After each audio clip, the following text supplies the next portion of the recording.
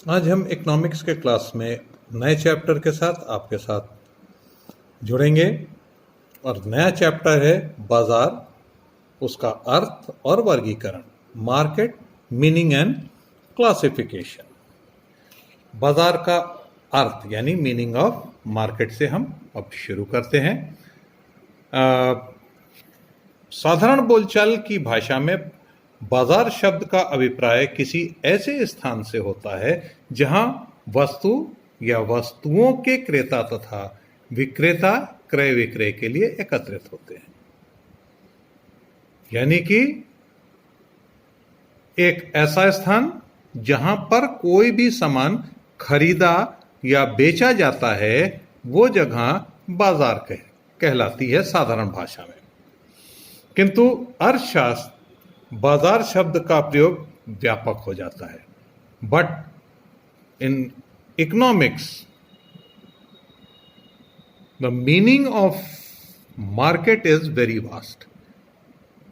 बाजार शब्द का अर्थ बहुत ही व्यापक हो जाता है। अर्थशास्त्र में बाजार का अभिप्राय किसी स्थान विशेष से नहीं होता, बल्कि ऐसे संपूर्ण क्षेत्र से होता है जहां किसी वस्तु के क्रेता विक्रेता फैले होते हैं तथा उनके मध्य में किसी प्रकार का संपर्क पाया जाता है, जिससे उस क्षेत्र में उस वस्तु की कीमत में समान होने की प्रवृत्ति पाई जाती है। यानी कि इकोनॉमिक्स के अंतर्गत अगर हम बाजार की बात करें तो किसी एक पर्टिकुलर एरिया से कोई मतलब नहीं है। एक बड़े क्षेत्र की, संपूर्ण क्षेत्र की बात हो रही है कि जहां पर किसी भी वस्तु के, कोई एक पर्टिकुलर चीज, गुड्स नहीं है, किसी भी वस्तु के क्रेता तथा विक्रेता फैले होते हैं और साथ ही उनके मध्य किसी भी प्रकार का संपर्क पाया जाता है, जिससे उस क्षेत्र में उस वस्तु की कीमत में समान होने की प्रवृत्ति पाई जाती है।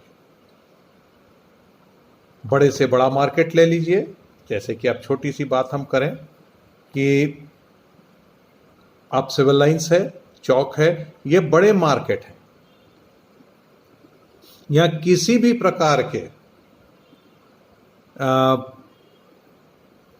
वस्तु के क्रेता और विक्रेता फैले होते हैं। कई तरीके की आपको वस्तुएं वहां मिलेंगी और क्रेता और विक्रेता फैले होंगे और उनके मध्य में इस प्रकार का संपर्क पाया जाता है। यानी कि हमको पता है कि कहां पर क्या चीज मिलेगी और उसमें कंपटीशन की भावना उत्पन्न होती है और कहीं पर कोई दाम कम या ज्यादा नहीं होता, हर जगह दाम में समानता हो जाती है। उस क्षेत्र के में उस वस्तु की कीमत में समान होने की प्रवृत्ति पाई जाती है। सब जगह एक दाम मिलेगा।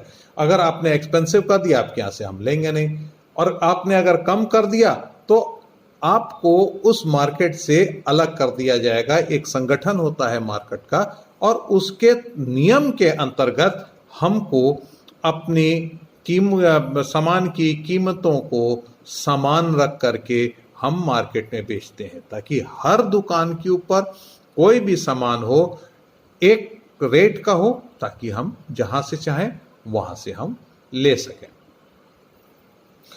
अब नेक्स्ट है बाजार की परिभाषाएं, डेफिनेशन। अकॉर्डिंग टू कर्नो, बाजार शब्द का अर्थ किसी स्थान विशेष से नहीं लेते जहां वस्तुएं खरीदी और बेची जाती हैं, वरन उस समस्त क्षेत्र से लेते हैं जिसमें क्रेताओं और विक्रेताओं के मध्य परस्पर संपर्क हो, जिससे एक ही प्रकार की वस्तु की कीमत में सुगमता तथा शीघ्रता से समानता होने की प्रवृत्ति उत्पन्न हो जाए। क्लियर है? अब इसको अगर हम इंग्लिश में ही अगर हम बात करें तो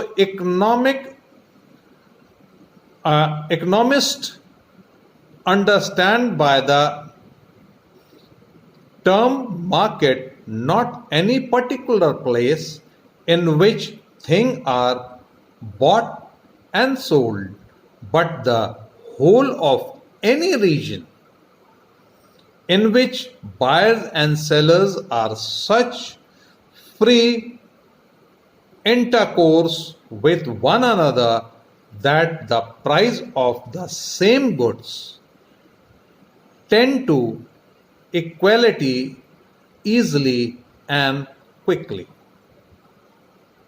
ये था क्रोनो के अकॉर्डिंग टू क्रोनो। अब सेकेंड है अकॉर्डिंग टू चैपमैन। ये आवश्यक नहीं